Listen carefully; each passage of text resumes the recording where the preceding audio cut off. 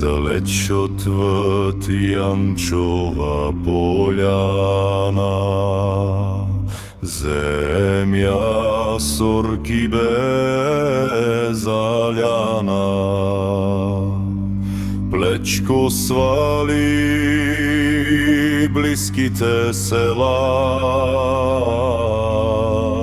ала не задълго бе това. Там край буйно лозе, край Баир, където всеки ден било е пир.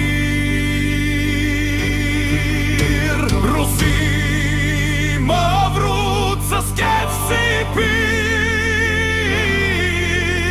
и чака само повод орки да преби.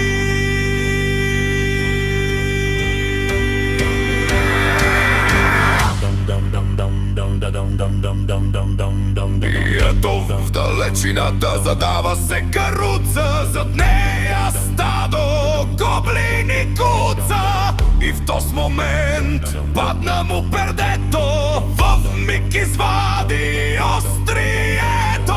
Меч дълъг като на Джон Сноу, той зареди тялото си за алкохол. Да има сили за тая мръсна скал. Взел е даже и един бостуган, до него синът му юнак Бобко. Кръвта кипи му, но гледа кротко. Четата тръгват в нощен час да оставят орките без глас. Баир виква с гръм: налей Маврут и бийте тъпън.